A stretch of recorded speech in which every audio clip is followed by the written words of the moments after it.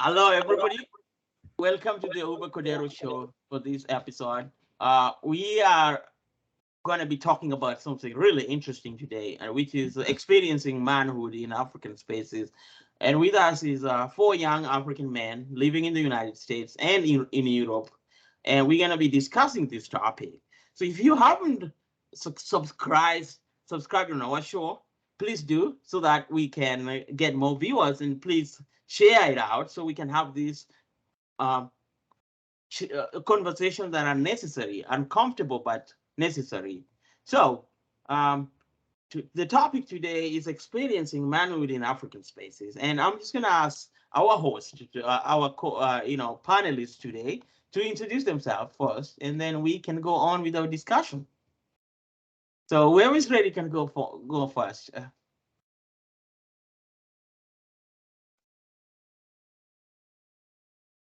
Mandy, are you Okay, ready? I can start.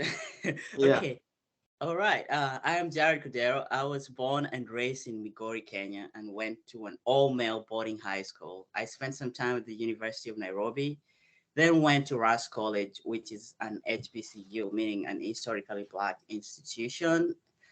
At Ras College, I majored in computer science, and I'm currently a graduate student at Lehigh University ES department. And my primary area of focus right now, or research right now, is planetary climate and environmental modeling. And I'm looking forward to discussing manliness in today's society, which should be a very interesting topic. And yeah, that's it. Thank you, Jared. Glad to have you here. All right, I guess I'll jump in second. I am Christian Menzi. I hail from Harare, Zimbabwe, and I attended Russ College in Holy Springs, Mississippi, much like Jared, so go Bearcats. And I'm currently based in Estonia, which is Northern Europe, the Baltics, Tallinn, Estonia. I attend Tallinn University of Technology, also known as TalTech, where I'm currently pursuing a master's in international business. And I'm really excited to be partaking in this conversation where we'll be discussing this pertinent issue pertaining the idea of manhood in the 21st century, particularly from the lenses of an African child or a black man, so to speak. Thank you. Thank you, Mandy. Thank you, Cliff, and thank you for my other panelists for such a wonderful introduction. So my name is Jaramogi Oginga. I'm from Kenya. I happen to be born in Homa Bay, but was raised in Kisumu, which generally is in southwestern part of the country. I'm a recent graduate from Berea College. I just did my economics and cultural degree, and I'm getting out there into the job market. I don't have a long resume as my colleagues are, but hopefully my background is able to inform my opinion or viewpoint on the matter at hand. So I'm really looking forward to this, and hopefully we have a candid conversation and agree to disagree agreeably. Thank you. Thank you so much, Uginga. Tell us a little bit more about Berea College.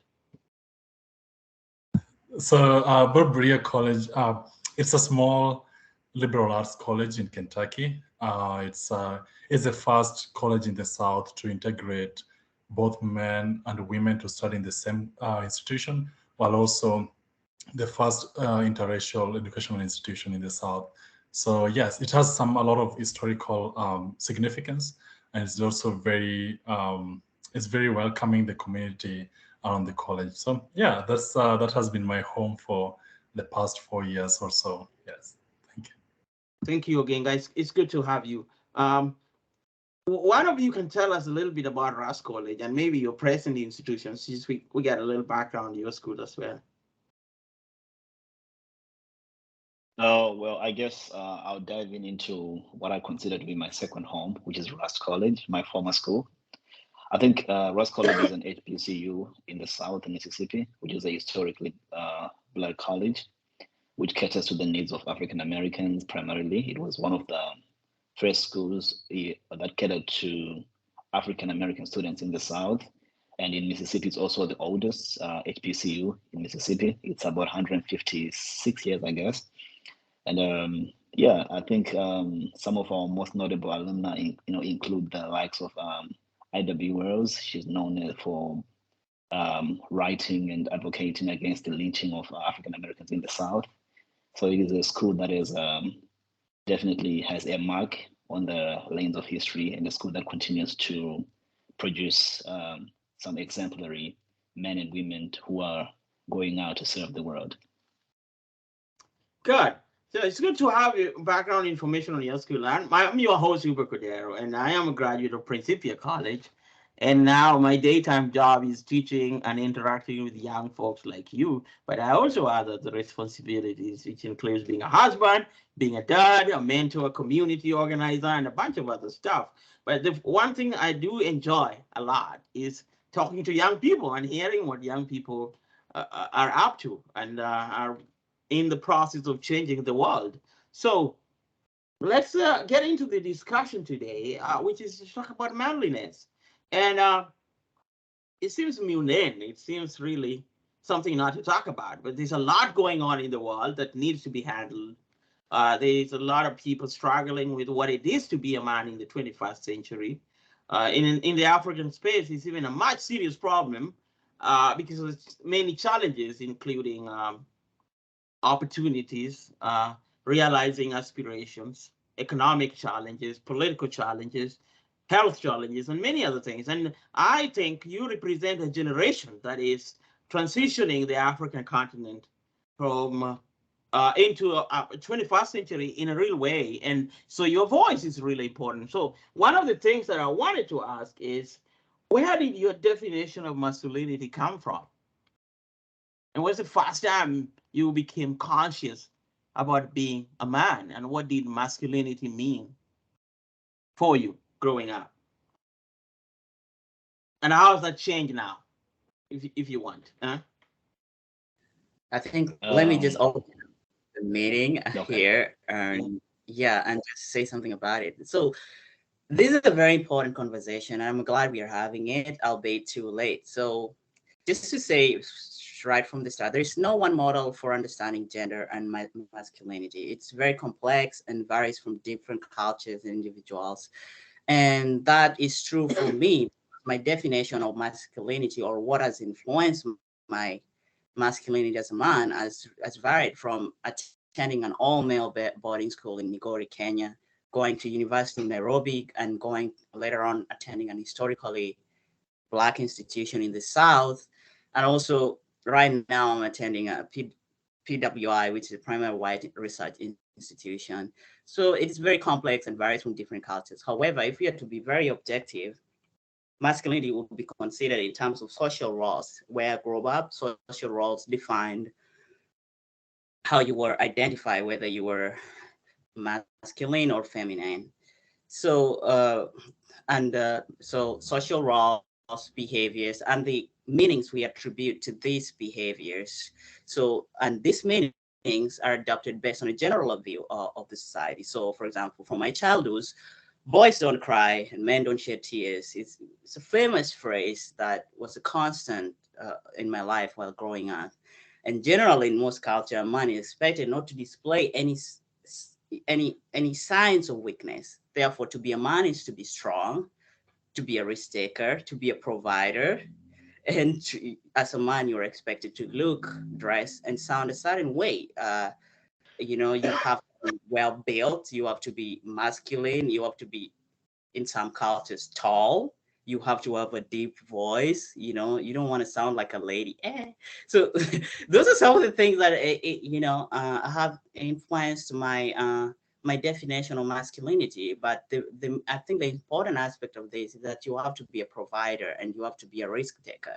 So everything that I've pursued in my life is has always subconsciously been influenced by that need to eventually be a provider and to be able to meet the needs of the people or of my future family or the people surrounding me.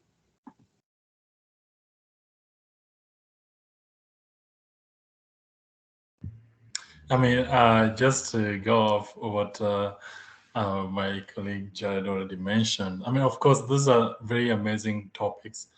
And what you have highlighted are things that are actually occurring in our society, or at least we grew up with them, especially in the Kenyan context, and also having gone to the same fully boys high school.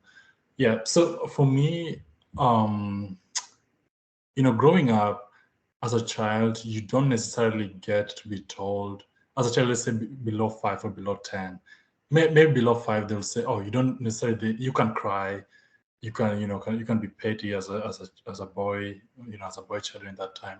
But then when you exceed the age of 5, which is usually around the same time that we start going to nursery school in Kenyan context, then if you cry, you'll hear people say that, why are you crying? You're a boy child. Literally, in my mother tongue, say, "Ang'o you are nyathima wuoyo ok ywagi," which literally translates that, why are you crying?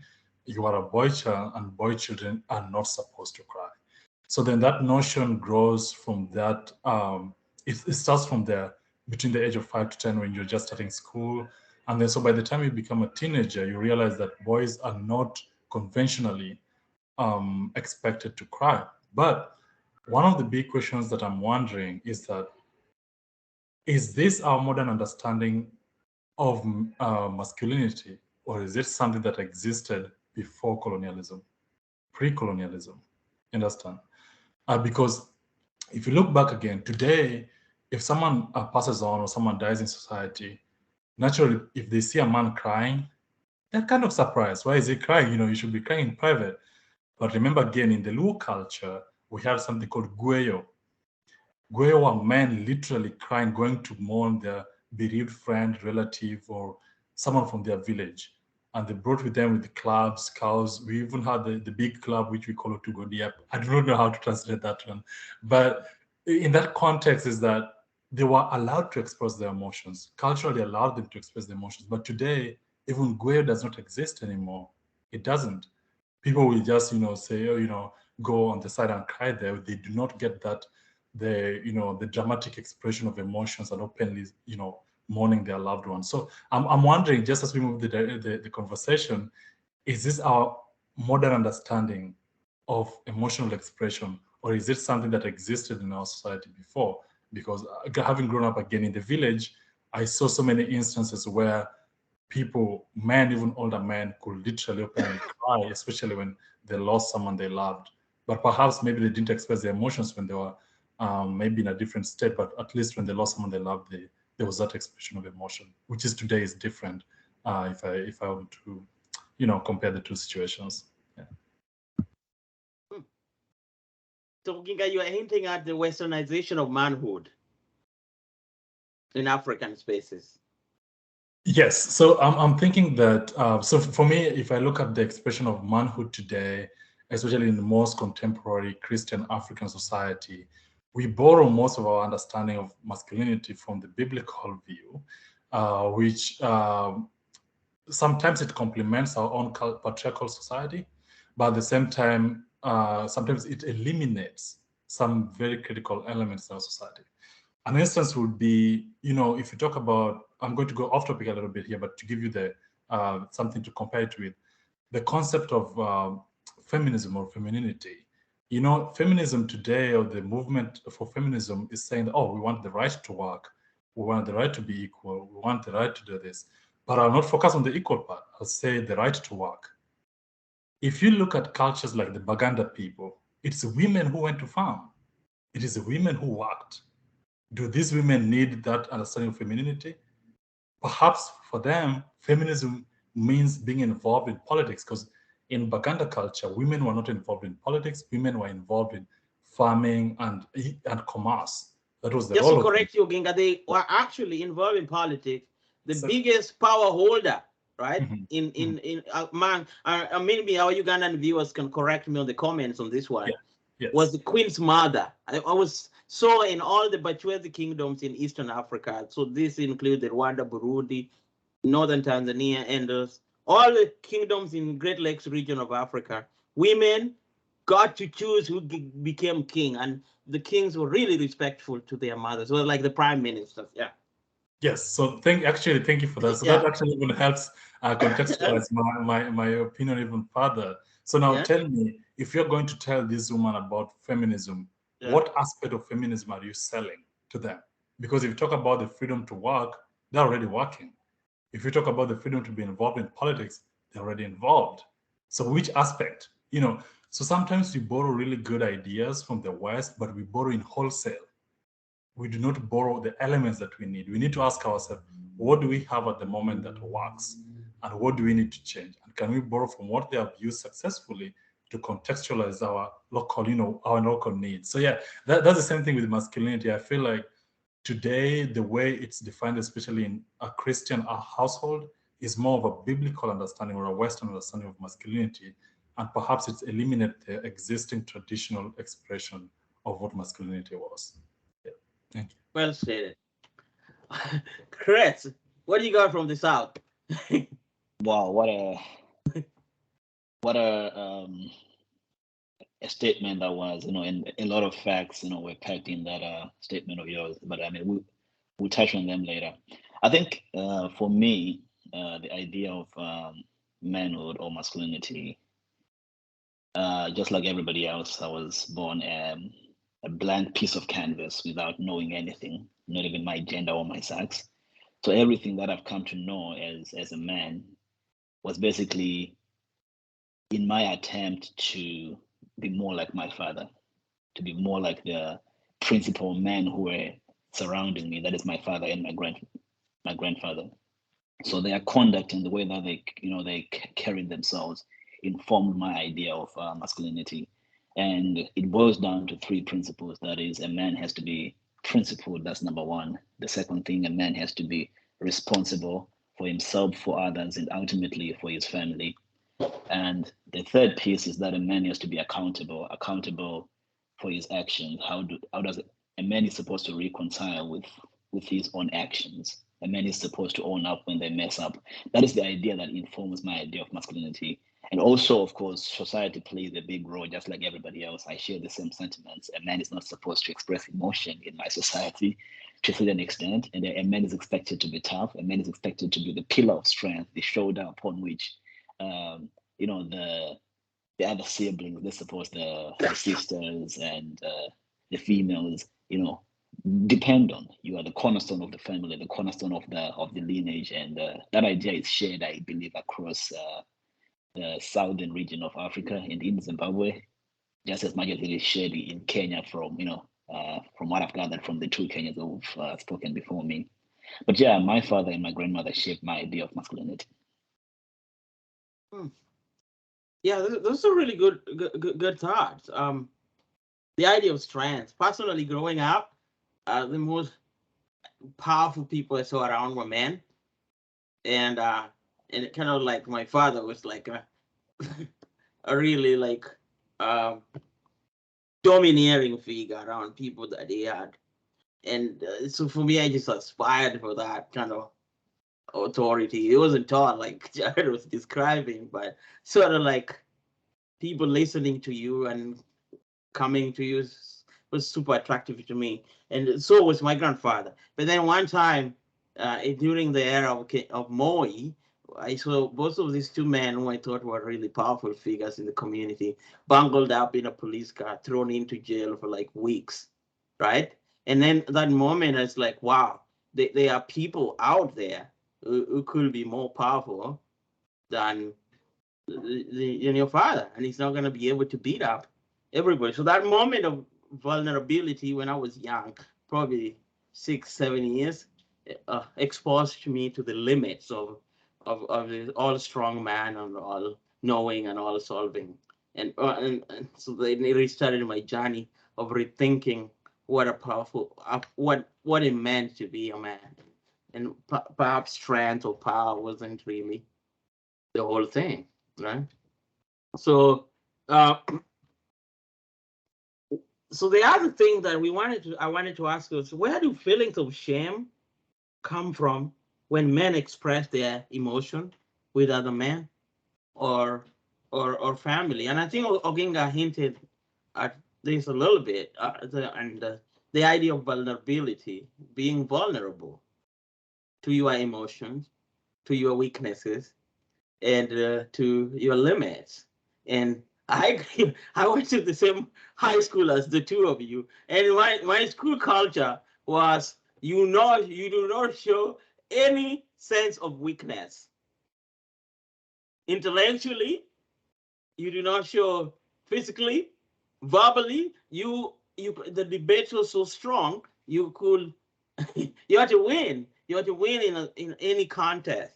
So showing weakness is kind of like looked down upon, and so you grow up thinking that you always have to win, but you can't win everything, right? We all know that, and I know a lot of people growing up today think about manliness as just winning, and there's like limits to that. For example, if you're trying to win a woman's affection, then if they reject that, the other alternatives, that's still gonna win, right? It could be very violent, right? Emotionally and physically. So I just want to know what you guys think about feelings of shame, where these feelings of shame come from, and expression of emotion with other men friends. Is this space? This has changed. Some different generation than you guys are. So I want to hear what you guys think, huh?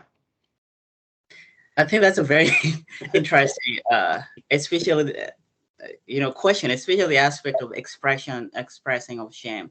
What's really interesting about it is that above all those the listed societal expectation of men, that is, you have to show authority, you have to be a provider, a risk taker. Not meeting any or all of these expectations might actually lead to a lot of societal shaming. And the question is, how does this affect uh, men, especially currently in this 25th generation? Because I don't know, and you guys can correct me if I'm wrong. I think in Africa, the men really have a high rate of committing suicide than women, and that's primarily because we've kind of accepted this culture, which I can describe it as very toxic. That we are not very comfortable dealing with our emotions.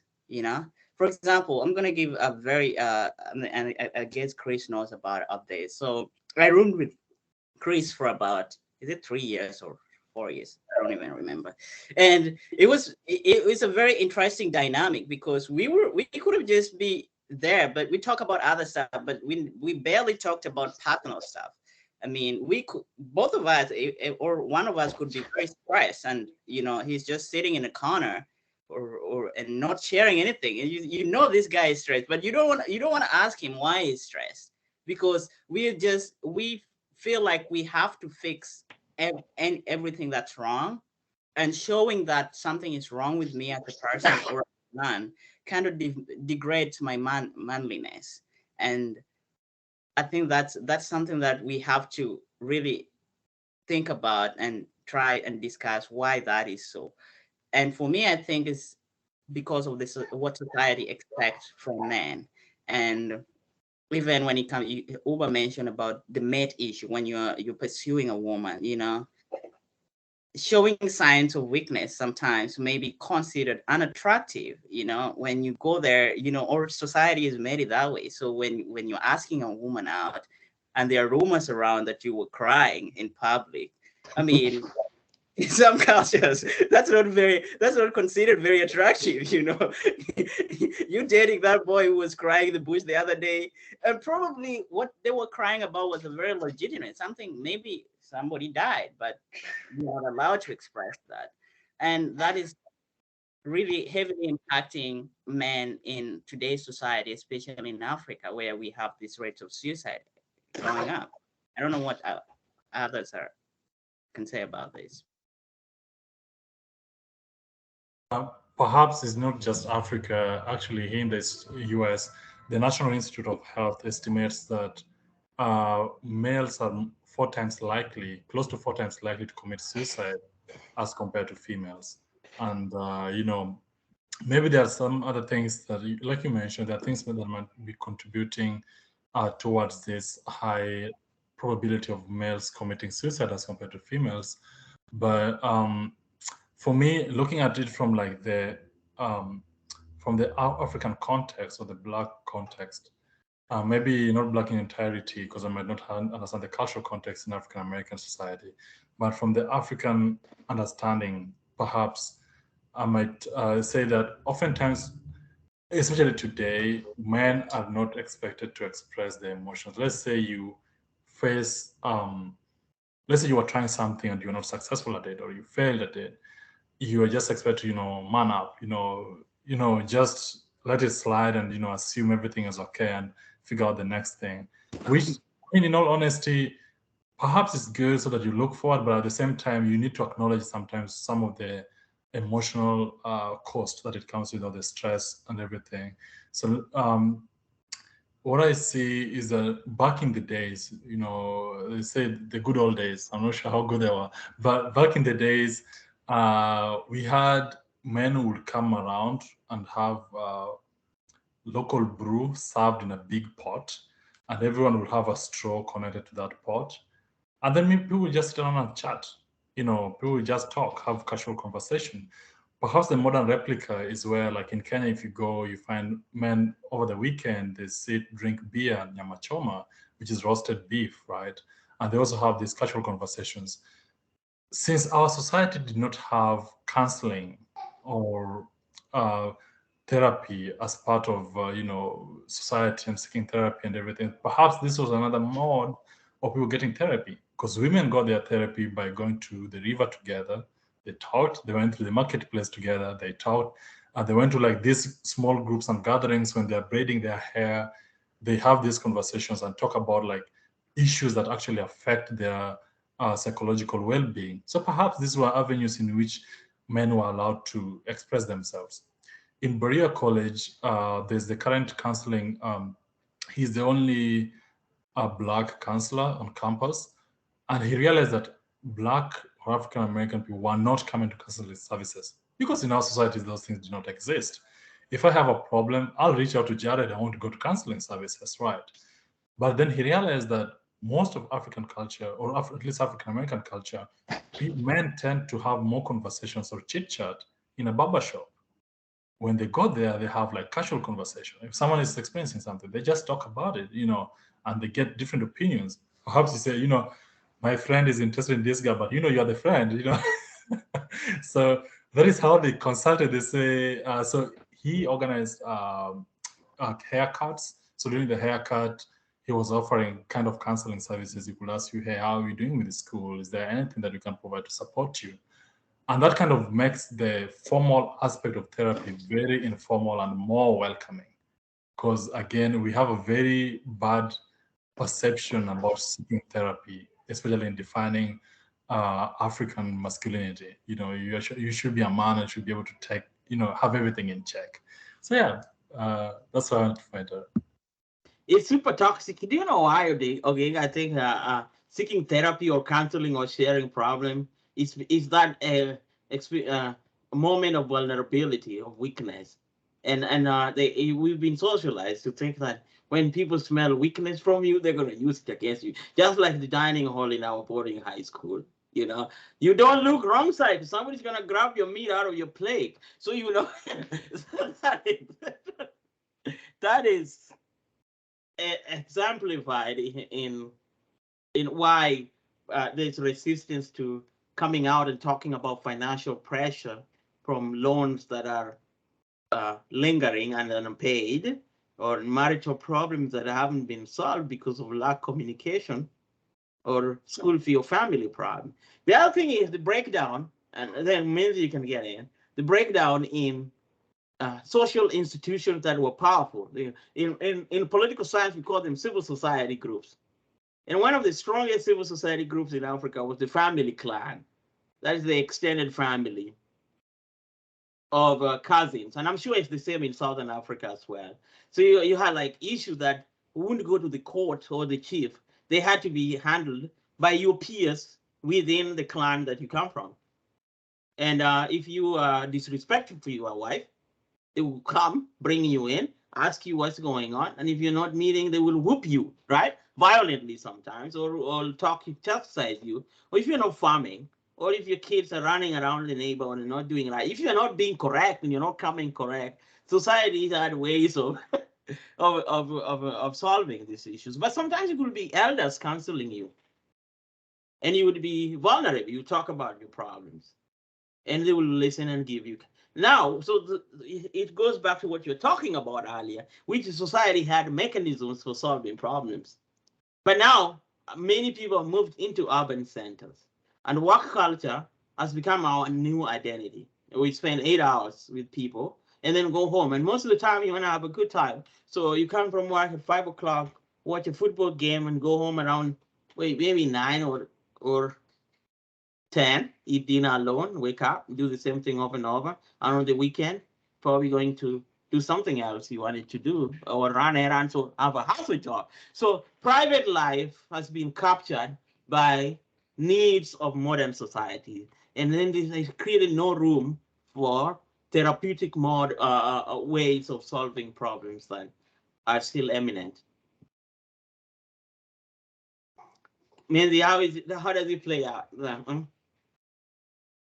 Yeah, so I think I really like what my brothers have commented on the topic.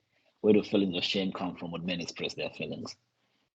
I think they come from the fear of falling short of the expectation of being a man. And that is coming short of the quintessential definition in the African context. That is being a strong man, being that fearsome leader that everybody looks upon. So when one opens up to their fellow man and appears as though they're not meeting the bar, they're not meeting the standards, you tend to feel less of a man. Even your fellow man could even laugh at you or talk down upon you for doing so. For instance, we know that there are a lot of men who are physically abused by their partners, who are even raped by females or other men, and they choose not to disclose that to their friends and their peers, or even some counselors, or even the police itself, to report the issue, because they fear that if someone were to discover that I was raped by another man or by a female, they will laugh at me. And frankly, if we are to, most people will probably laugh at the first time that they hear it, because we don't expect it to happen to men. And that is the problem. That is where the problem is. We don't have open spaces where we can discuss like we are right now, to say it's okay to be vulnerable. It's okay to talk about the mental challenges or the physical challenges or whatever hardship that you're facing as a man. And we need to deconstruct that lie that has been fed to us as African youth, that we are supposed to be tough, we're supposed to be strong, we cannot cry, we should not. There's this thing that they say in Zimbabwe, in Shona Kuvura Hapwa, you shouldn't reveal your armpits. Keep what's under your armpits under your armpits. So sometimes it's okay to open up your armpit to let other people see what's under there, and see if you can have a therapeutic session with your fellow buddies. Because something that I'm challenging, that I'm sort of like struggling with, could be something that my brother Jared or my brother Odinga, right? Is an expert in, or is well informed in, and they could help me. And there are a lot of issues that men do not disclose. There are issues with sexuality, dysfunctions, not performing well, all those things that men don't even talk about, but they affect their daily livelihoods. And I think we need to deconstruct the myth that being a man means that you should be able to fix everything. You should be all powerful. You should be that guy who has the solution to everything. But once we deconstruct that, I think the shame and the feelings of withholding information and these traumatic experiences will dissolve if once we deconstruct that myth. Yeah, I think that's really interesting, because the idea that when you do not allow yourself to acknowledge that you have limitation, then it becomes what they call toxic masculinity. It becomes toxic to yourself and to your surrounding, because you're going to try to do the wrong thing going on where you are hurting yourself, because you want to provide so much. You want to provide for your family. So you think like, if you're not doing that job of providing as society requires, then you're less of a man. But sometimes possible, hey, honey, I don't like this job. I want to go to school. And in the moment, I want you to hold the fort. And when you hold this fort, I'm going to do these things that I like, and I might succeed or I might fail, and it is okay. But in this moment, I won't be doing some of the things that we're doing. And I will let you hold the fort down, and I know you can do it. That is empowering, because it shows that there are certain things you can do, and you can be helped. One. Secondly, it shows you have trust to your partner. Thirdly, it shows you give them as much responsibility as you that you would normally you would need for yourself as the the sharing power, and the devolution is always right. It's good. It's always right, right? Yeah, it's interesting you mentioned that. I don't know. Yes. Trust has come up here a couple of times. Like almost all of you guys have mentioned trust. So I don't know. Is it because men, like especially in the 21st century, we're chasing this grade A man that we want to aspire to be, this, imagined man figure, that we're aspiring to be. And in in our quest to, to reach there, and to win, to always be winners, we tend to distrust every other man around us. Do you guys think that's the reason why we're not so open about our emotions? Because we are scared that, okay, if I open up to this other dude, he might use this information against me, thereby tarnishing my record of reaching that goal or reaching that status of that imagined man or figure. Because this is a very interesting, because okay, personally, we we all struggle with it. I've struggled with it, especially being open with my emotions. I always tended to for the longest time, I tended to believe that I could fix my own problem because I caused my own problem, which turned out not to be the case. And I think at some point all of us believe in that way. And for me, it felt like being open with my feelings and telling people, because when I was growing up, I was told, yo, you should not express your emotions publicly. You're a man. So I internalized that. And that led to me being so closed. At some point, people used to call me cold. You're very cold at it, because I wasn't. Nancy knows this story. And because I wasn't so open to sharing my emotions. Do you think this is because the trust issues that we as men have against other men? Just a question out there. I think you're asking a very valid question, and maybe perhaps we should take a step back to the conversation that Professor Dr. Cordero was mentioning. And this is... You just call me Uber. No, man, you worked for almost 10 years for that degree. You have to get the honors. So what we need to take a look at is that the society that we are operating today is kind of defined as an individual society. You exist as an individual, then the society exists around you. The society that pre-colonial society was, you existed as part of the society. So the society existed first, then you happen to be a member of that society. You understand? So in that societal existence, if there was a problem within the household, the father, who was the head of the family, or the first wife, if it was in a polygamous family, which most families tend to be polygamous, were handling issues. So they were like, arbitrating whatever was happening. If it was between two big families, then it was done at the clan level. If it was between two different clans, it was done at the village level, and so on and so forth, up to the apex of whatever the hierarchy or level of power exists within that society. And then today, however, we are more individualistic. If I have a problem with Jared, there's likelihood that I'll take him to court without necessarily like using maybe a mutual friend or someone like that to resolve the existing conflict or stresses. So back in the days when we existed within a society, there was kind of an inbuilt trust. You are part of something. If you have a problem, you go to someone. If you have a problem with, let's say, with giving birth, you went to Nyamrerwa, who was a medicine woman, who will help you out. If you have a problem with another thing, someone to approach. And then now, back in that time, there was trust based on the hierarchy, where if you go to your old man, they'll advise you, they'll give you counsel without necessarily feeling vulnerable. And even if you are vulnerable, the society had your back. Because again, if you look at the Luo culture, if you died, your wife could be inherited with someone with the intentions. I mean, this can be a debate for another time, but the intention of inheritance was to keep the family name, to keep the woman stable, to make sure that the brother's house is not lost. You understand? That does not exist today. And perhaps it's for good reason, perhaps it's for bad reason, that can also be debated. for another day. But the reason that existed was to provide stability and continuity, so that even in your most vulnerable moment where your wife can be kicked out and everything like that, your cousin or your brother could come and say, the house of my brother remains intact. Even if we start chilling with the wife, the children will keep the name of my brother. You understand?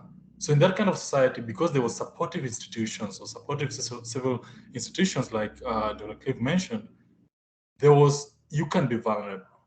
You knew that someone had your back. But today we are in a competitive individual society where you feel like if you become vulnerable to somebody else, it's kind of exposing you, and you do not have someone or something supportive to like push you through that difficult moment. So maybe things have changed, and perhaps this is where I say we borrow a lot of good ideas, but we tend to borrow so much in wholesale, we lose some of the most important institutions that help sustain our societies during that time. Because if you another example that he mentioned was how if you are mistreating your wife, then they'll call a meeting, and if the judgment goes against you, then you will be flogged or something like that. It is also true that if you wronged your wife was allowed to take her stuff and go back to her home and wait for you to go and take her. Now, if you go there, there's time of within that time that you're waiting to go, you have to rethink, say, this woman, did I wrong her? Because if you go to her village and you do not accept that you did wrong, they'll whoop you. Yeah. So you have to consider that, did I do wrong? And if you go there, are you going with the intention of doing better moving forward?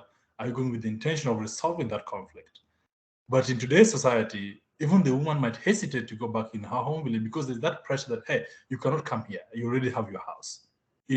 And if she comes there, maybe her siblings will feel like, oh, she's not doing well. So, people are just scared to share what they have. And this is not just about men only. Even women have the same dilemma, even though women are most likely to share their feelings as compared to us men. Yes. Wow. Yeah, that's an interesting take. Yeah, that's an interesting take. And I think what I like about it is that it taps into the communal, nature of our societies, our togetherness. What people nowadays call Ubuntuism. I am because you are.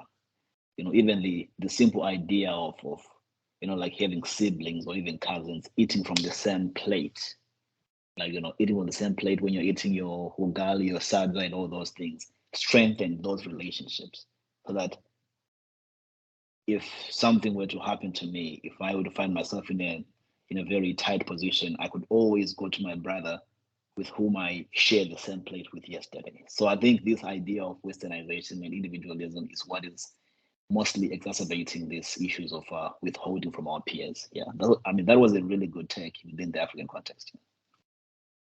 I think a very good example that we can give to that is, for example, back in high school, I think me and Oginga went to the same high school. I could go into Oginga's fridge when he's not around and just pick up the food. No, we didn't have a fridge in our high school. Wherever you want. Bro, I think you went to the wrong high school. In my high school. Wherever. Locker, Oginga's locker, and take the beans and just eat it. And he'll be fine with it because, he knew I needed it at that point.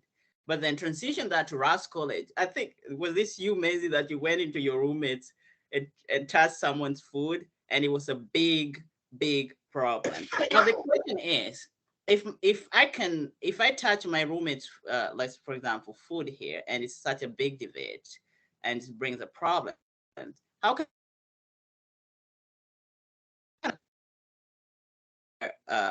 a meal, then I can't trust you with my feelings.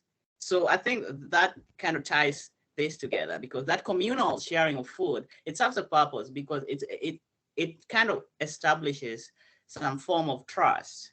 Because I share meals with Oginga, I share meals with Menzi, so I feel comfortable talking to him.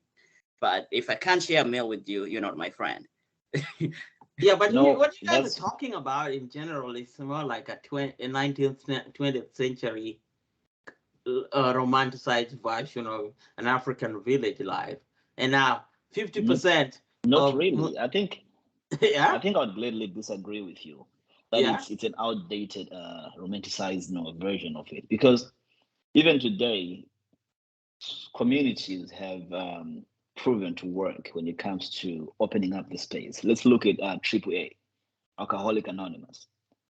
People go there, and the first thing they say is, "Hello, I'm Christian. I'm an alcoholic." They admit who they are, then they pour out, their emotions because there is that community, there's that institution that supports it. So I think we are lacking those spaces, the spaces like the ones we have today, knowing that okay, tomorrow if I were to struggle with something, I can go to Uber, I can go to my brothers over here, and they will listen because they understand what I'm going through.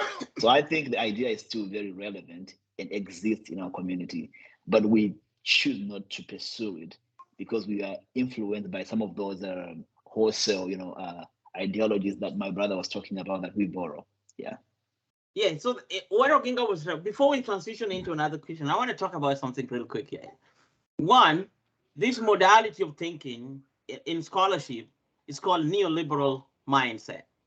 It's neoliberalism is kind of like from Milton Friedman from 1970, a new economic thinking that places the individual as the center of society and an agent of their own growth and development. It hasn't always been like that though. Before that, most societies were kind of like mixed economic model called Keynesian economic model, where the state had like a stronger role in societies, community centers, daycare, football clubs, all owned by the state, but still private enterprise. So when you take out all of this, where the state kind of tries to get out there and gather people for purposes of stability, then you have a neoliberal economic system where competition is the center of society. Competition is the identity that defines everything, and everything is then monetarized, including relationships. So, so then here's how then it plays out in society. Um, Rather than seeing your friend as a friend, you see your friend in terms of the capital they bring to you and what you can use out of them. The other thing is, with limited state outreach in terms of social spaces like a club or reading book club, libraries, sports center, dance groups, it means individuals have no recourse for what is the word? Digesting things. So creating a relationship as a work. So it's such a toxic environment to be in, a neoliberal environment, which many African societies adopted after 1980s because the corrupt dictators of the 80s collapsed and ate everything. So it's also a political system that leads to this outcome rather than questioning manhood as itself. There's nothing wrong with this man, nothing wrong with these boys. They're just growing up in an environment that has shaped them to think the way they are thinking. Yeah. Yeah, and I mean, Cliff, you're pointing something out which is very important because sometimes the political ideology or what exists in the society today influences how we behave. And again, to say we are borrowing so much stuff, we are borrowing good ideas, we're borrowing money as well, but we just take everything. Like we do not contextualize our own. One of the failures of Ujamaa in Tanzania was because Nyerere borrowed the idea of socialism or communism in China in wholesale. He bought everything, like literally the way they made communist villages. He brought and made Ujamaa villages, and perhaps in Tanzanian context, it would have worked different if he had studied the Chinese context and came to Tanzania and said, "Guys, what works for us and what doesn't."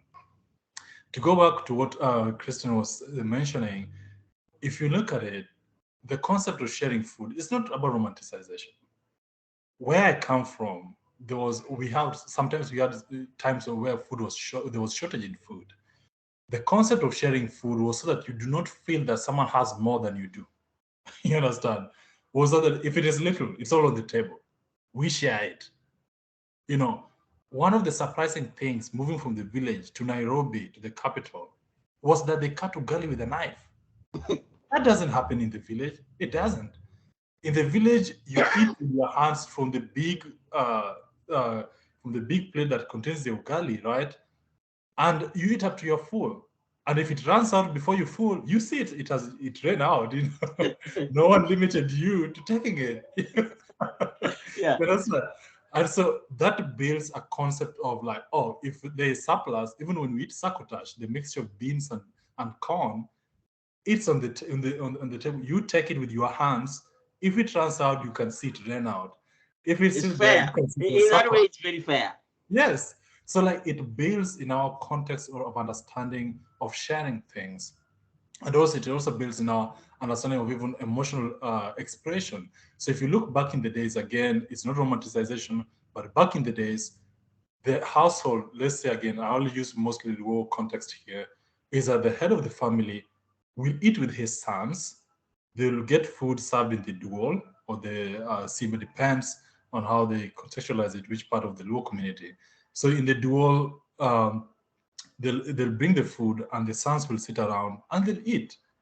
If I come to visit Cliff, they'll not serve us two different ugalis. No, they'll put one ugali, and sometimes they bring a pot with that food. Then in today, they'll serve that food into our different plates. But back in the days, they just put it in one big plate and you guys eat.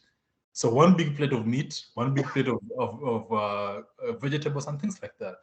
That built a sense of camaraderie, like sense of comradeship. Feeling that you are in good harmony with someone. Because even in Makacha, we say someone with whom you share food, that is someone you can trust. Because you can't poison the food you're going to eat. You understand? But now in modern society, we are like, oh, we are so individualistic where like my plate is my plate. And even if you go to a restaurant and you see someone say, can I try your fries? You feel like they're violating you. No. People back in the days put fries in a big plate and they ate. And that is why communities like the Somali people, they still eat in one big senia. If you go to a Somali restaurant, you can ask for a big plate and they put all the food there. And people eat with no forks, no spoons, with their hands. And that is This what is builds this sense of brotherliness and perhaps gives you the opportunity to express yourself and be vulnerable around these people with whom you have a common background and perhaps common sharing of both struggles and the good stuff as well. Yeah. this is true about Tanzania too. When I went there as a kid, and they'll eat together on a sinia, they call it a sinia. And it was strange for me as a kid growing up in Kenya to see how they but it Growing was up in a town in Kenya, because me in my village, we shared Gideri, the Sakotash. okay. Well, I want us to go into this debate of feminism. I want to hear what you guys think. We have about 10 minutes left, so we are running out of time. Um, but I want to know how you define feminism, or how you express it in several ways, or against it, or wherever. I just want a general understanding of where you are with this concept, and if everybody can be a feminist, or if it's not possible people to be. All right, I think I'll dive in first. I think feminism in the modern day context is my understanding of it is advocating for equality and equity in all areas of society, that is political equity, economic equity, as well as equity within the household itself. That is feminism for me. And I believe everyone can be a feminist. But this is only when feminism is understood in its like wholeness in the right context. But when it becomes a radical feminism, which seems to advocate for, specifically displacing men and from blaming men for everything, then that one can be debated that it's not for everyone because it dismisses certain people. But I also think that a lot of men, particularly within the African context, struggle with accepting and understanding that there is feminism because of the way that society is shaped, like we have mentioned at the beginning of the conversation. So yeah, that is feminism. I understand it because I've been exposed to Western societies that are championing the movement for feminism. And that exposure has informed my understanding of what it is and has made me a bold feminist. And I believe in equality for all. And I think the only qualifier for anything has to be merit. If someone can do something better than the next person, they deserve to occupy that space, regardless of their gender, their sex, their creed, or whatever other um, um, factor you can use to discriminate against them. That is all I can say about feminism. I want to probe you further before I go to Uginga and Jare. I want to ask you something. Do you think there is such a thing called male privilege within African spaces? Definitely, there is male privilege. I don't know if male privilege is the right word, but that is the basic understanding. I think an example would be this. I was born, let's say I've seen my cousins who have siblings, right? Like girl children. The males would wake up around 10 when the girl child wakes up around 5 and they take care of the household chores. They wake up and cook for the whole family and then go to school. And we're still expected to compete with the boys who had all the time to do what they, like whatever they wish. And those same children were expected to, the girl child to kneel when feeding, when serving food to their brothers. All those things, they're sort of like, they're subliminal ways of, I think, undermining women and putting boy children on a pedestal. So that same culture is carried on into the job market, into political spaces, and it perpetuates itself and creating this perpetual cycle of male privilege within the African context. I think it exists. Yeah, just to come off the context about privilege, I'm not sure if privilege is the right word, and also to be politically correct and compared with white privilege in the US. However, we have to point out that in our society, the concept of feminism is very interesting. First of all, I do not want to discount what Kristen has pointed out, that women woke up earlier to make food. But those women didn't go to herd cattle. Those women did not go to hunt. Those women did not go to war. You understand? So we have to acknowledge that we can view it from just the day it's happening. So today, perhaps you woke up at 5 a.m. to cook and clean the house. But then you woke up at 10, and then tomorrow you get enlisted to go and fight. You understand? So like in Ukraine, women could leave, but men could not. Where were the feminists? Why were they not enlisting in their military to fight? You understand? For me, the way I see femininity or feminism is the concept that you can advocate for equal rights and equal opportunities, but we also have to acknowledge the existing shortcomings of our society. For me, one of the biggest problems that I have is the economic understanding of feminism, where in most African societies, even in Luo culture, women do not own property. Women cannot inherit land.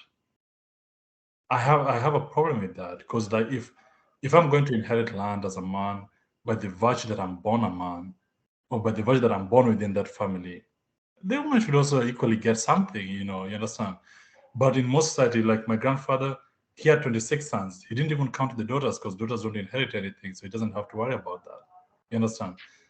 So in that aspect, I would say, hey guys, we need to reconsider our understanding of defining who can inherit what.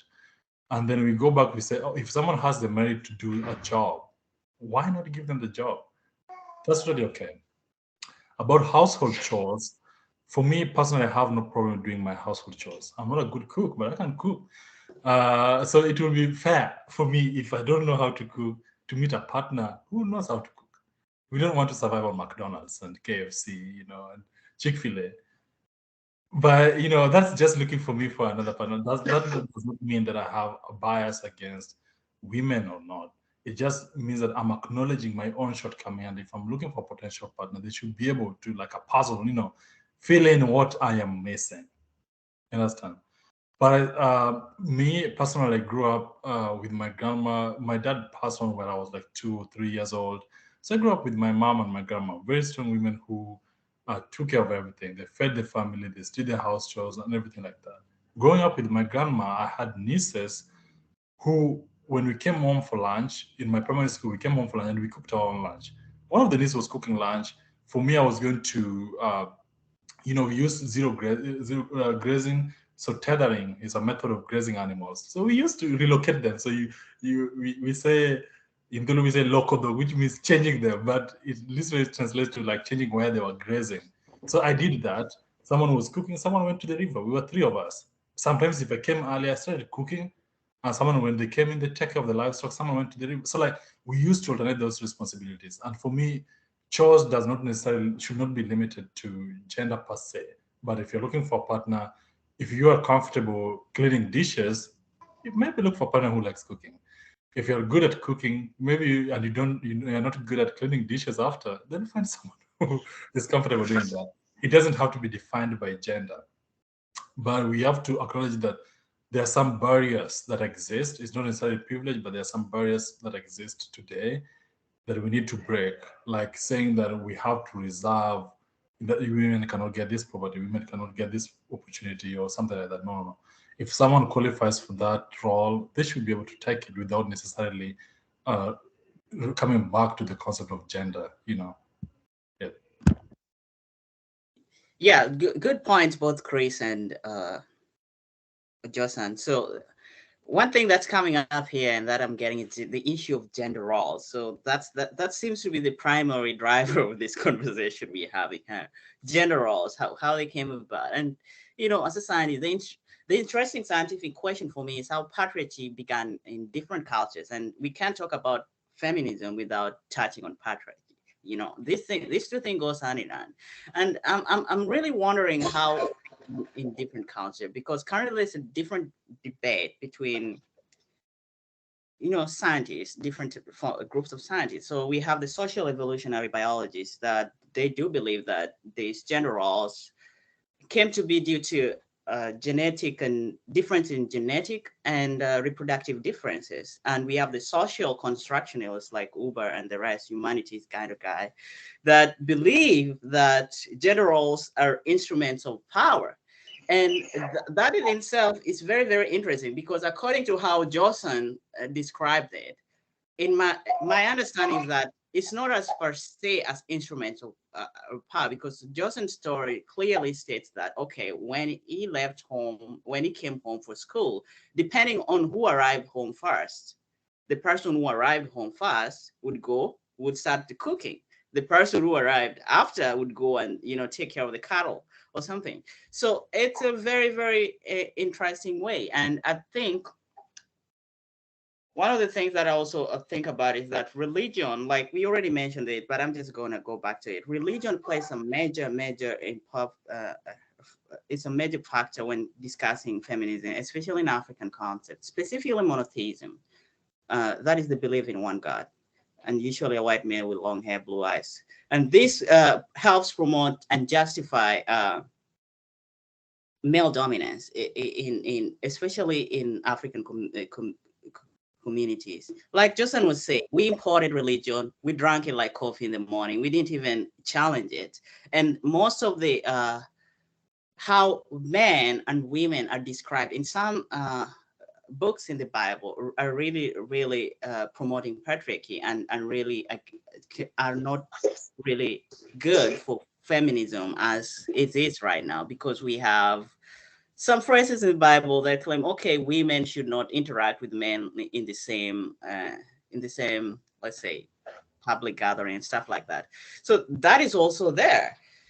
So the question is, how do we unlearn these internalized, ideas that we inherited from the society?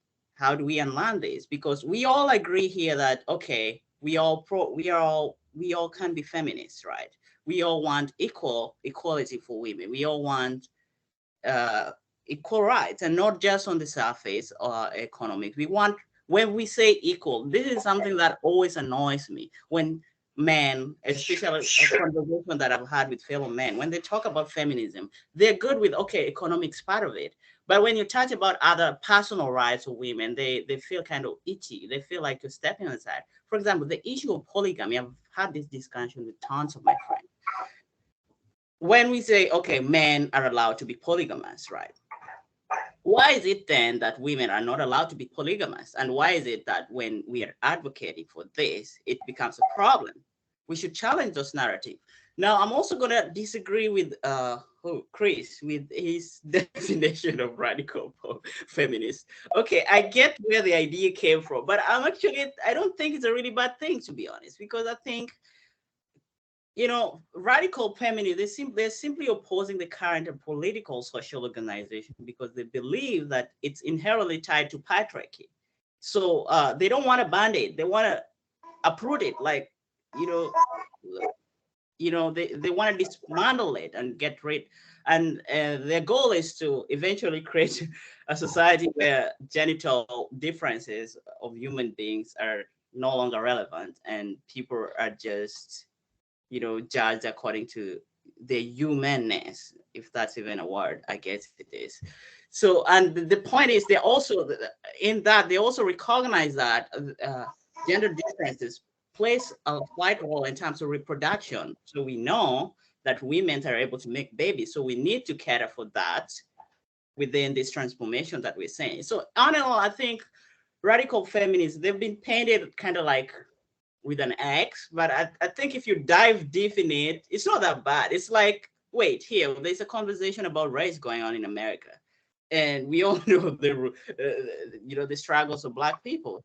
And it's like right now we're trying to fix this race thing with band-aids, but we all know that the roots of the problems of Black people in America came all the way from slavery, and it's been heavily institutionalized that however much you can band-aid it, the problems will still be there. So it's the same thing. So that's just my point there. I don't know if I made sense, but yeah, you did. I'm going to transition into another thing because we are winding up. We already way past our 1 hour mark, and yeah, but it's very good contribution, very well thought. I identify as a feminist myself, Black feminist man, grew up in a small town in Western Kenya, and I identify with the cause because I think that egalitarian societies, which is impossible to realize, but societies that are progressive at including people in them, be it the disabled, queer people, elderly, young, is better society. There's no question about that. Quick And question. that requires cultural change, though. It requires how we change how we think. Because when we label, how we label certain things, how we label motherhood, how we label young women, the access to rights that I have, like I could go home, and when I was young, I would go to the clubs at night. Sometimes my sisters couldn't, right? So this is just the idea of enjoying your freedoms, yeah? Do we have to call these ambitions or ideological goals? Do we have to brand them as feminism to achieve them? You understand? Like even the concept of radical feminism, you have to ask yourself, what is the end purpose? If you look at the world global order, radical feminism is complaining about patriarchy, but if you look at the reality, it's white patriarchy. It's white males who control the world. It's not Black males. It's not Asian males. It's not a Latino male or Latinx male. You understand? So we can achieve these ambitions, these very ideological ambitions, without necessarily having to brand them a certain way. For me, I would love to. Do I call myself feminist? Probably not. But do I, having lived in a family where even right now I'm having a land inheritance problem because my father is not there. You understand? I'm personally impacted by society, patriarchal society definition of who can inherit property. Because my father is not there, I cannot go to meetings where my uncles are deciding who takes what, where, and when. You understand? But so you think it should be expanded to be more change that? Can we change that without necessarily calling it feminism? Because the reason why I pointed out that I do not just borrow the idea of feminism in wholesale is because if you look at American context, when white women were advocating for feminism, they wanted the freedom or the opportunity to work. Oh, of course, Black women were already enslaved for 250 years. They were working the entire time. What were they doing? It's only white women who were sitting in their couches, chilling. Yeah, I understand that, and that's maybe we can come. The danger with go ahead. The danger with having Operation Olympics, like who was oppressed for the longest or who was oppressed, more than the other, is that we neglect that oppression is oppression. And when people are discriminated against, I think they all deserve to have a voice. They can have it in, like individually as specific groups, or they can have it collectively. But every win from oppression or discrimination is a win for society. Even if you look at, the women's suffrage in America, it led to the passing of the 19th Amendment, of the Constitution, and women were allowed to vote in 1920. This is like 100 years ago, right? That benefited When everyone. black men could not vote. So was it a win for white women, or is it a win for all women? Okay, sometimes a change is incremental. Because if we think about it, the way I think about change, and as a college student like you are now, I wanted sudden change and all transformational change at once. But I realized incremental evolutionary process of change is much more effective. And we have to acknowledge the step of 1920 change. The 13th Amendment included women to vote, and then later on you have a Civil Rights Act which opened up ways and so many things, including you guys coming to study in the United States, and so incremental changes. But we have to create societies that allow this to happen, and it sometimes requires some surgery, radical surgeries, which hasn't happened. But finally, I wanted us to talk about one thing, and then we call it quits. So I'm going to put these questions into one so we can all answer it and close this discussion. One is this: the idea of the grievance of the male, of what is called the boy child in Kenyan discourse. I don't know, in Southern Africa it's the same, that they're being left out in this agitation for gender rights for women. And because they're being left out, they're kind of being thrown into the doldrums of history, and they're forgotten because of their maleness. Okay, that's one. So I want us to get an answer on that. And the second part of the question will be, how did the election of Donald Trump in 2016 and some other right-wing leaders in the northern hemisphere affect discourse about gender dynamics in the South, as you understand it? So let's talk about those two questions and then end the conversation.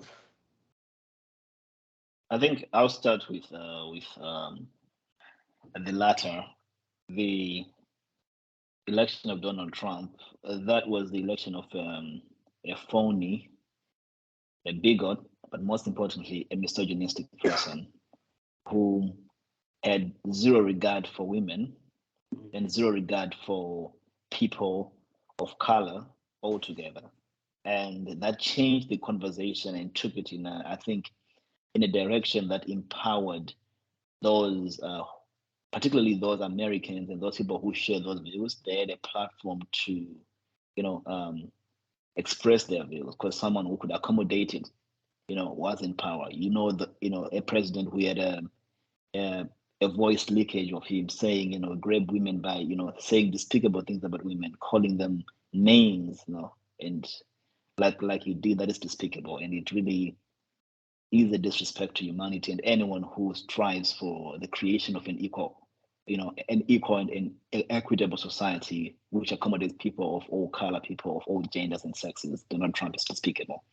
But to the cry of the boy child, I think whenever there is a paradigm, shift happening in society, someone has to let go of a certain position of authority or a certain position of control. And it so happened that men right now who are overwhelmingly holding positions of power, I would say in Zimbabwe, if you look in the political space, the economic space is male dominated. Of course, they'll feel challenged because they are being challenged by women who also want those positions. And it's normal for people to try to protect that which they believe is rightfully theirs. So I think we as men, we have to deconstruct that belief in our mind that we are entitled to certain things and create an open society where everyone can compete.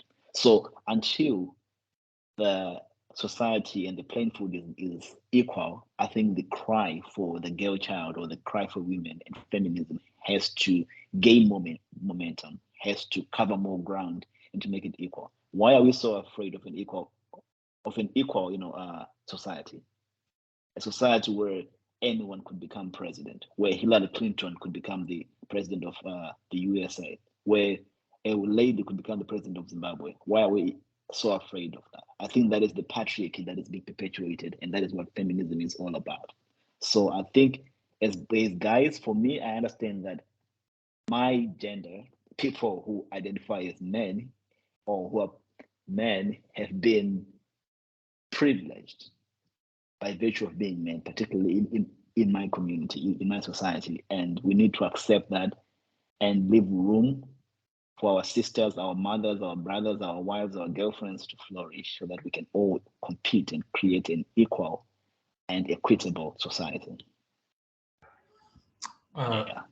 Those are very good aspirations there that you talk about, Christian. And again, for me, if I look at it, I would love a society where, to paraphrase the context of Dr. Martin Luther King, is that where people get judged by the content of their character. You understand? If you do wrong, you should be held accountable, be it you're male or female. Like right now, the main character in Pirates of the Caribbean and his girlfriend or wife he had domestic violence, right? And he was hesitant to come out at first. And now he has an ongoing court case about gender-based violence. And now people are seeing that, so gender-based violence can also come from the other side. You understand? I hope that in the final judgment that is made by the juries, they put into context, and this can be used as an example to make people courageous enough to come out. When you experience gender-based violence, whether you're male or female, you should come out, and the issue should be addressed without necessarily looking at your gender or sexual orientation or anything like that. Talking about our society giving boy child feeling that they're left out, I think I've learned something today where Christian mentioned that we're not in a competition of who has been discriminated the most. You understand? These young boys in our societies back home have their own unique struggles. That's true. These people are most likely to commit suicide. These people do not get opportunities because older males control the society. And perhaps these people can also be part of the solution. But some element of feminism that even most Africans or African men do not find inviting is pointing at the man as the enemy. You understand? In some societies where they do female genital mutilation, the people who do those stuff are women. They're not instructed by men. Hold on. Or for the benefit of men. These things that are done, they're done by women. If these older women say, no, we don't want to do it, men go and do it. Their societies do not allow men to go and see a woman's nakedness if that is not their wife. You understand? But the fact that the patriarchal society has decided that if male gives an order, the woman just accepts it.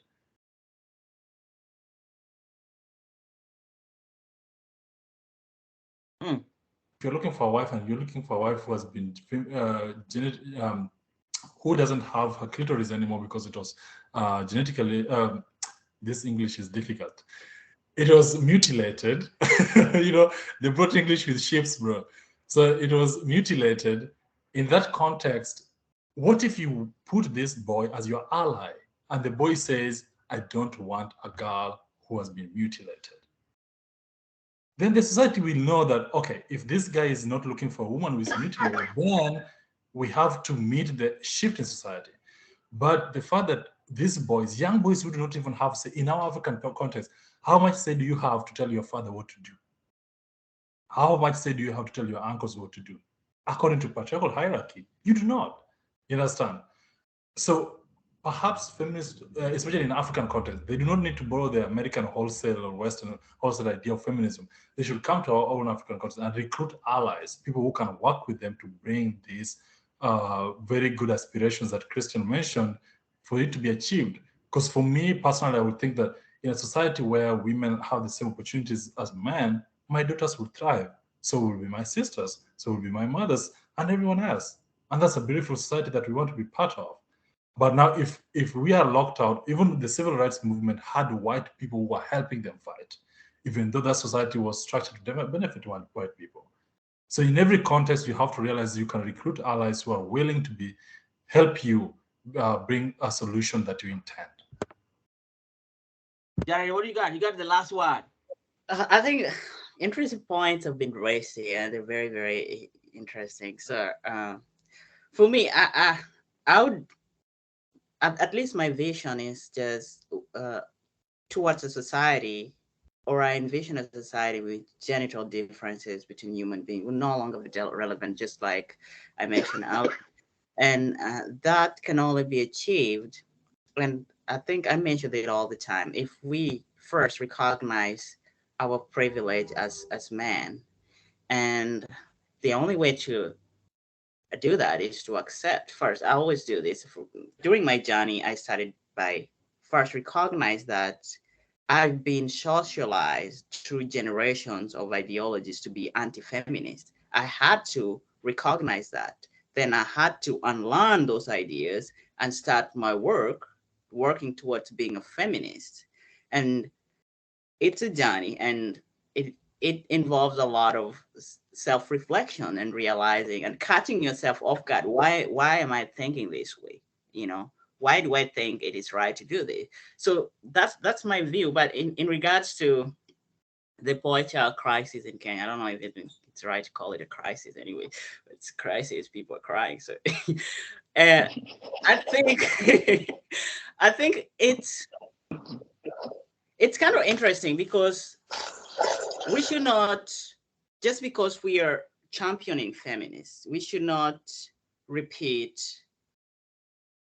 the errors that were done by other movements in the past. So it's that. So the problem here is this boy children or boy child. The boy child issue, the boys are it's an issue of inclusivity. They want to be included in this cake that's being, they say, being consumed by everybody, by the girl child and by the old man. But the problem is the cake is actually being consumed by older men in the society who dominated these areas. And I think the problem began when the Kenyan government started giving women opportunities, and through affirmative actions, Kenyan version of affirmative actions. And so there's a wave of women who went to the university, and now they're graduating and they're getting these jobs. The problem is the older men are still there. So we have a bunch of college graduates who are jobless. But these college graduates, it's all inclusive, all inclusive, both men and female, because all both men and female students are graduating. But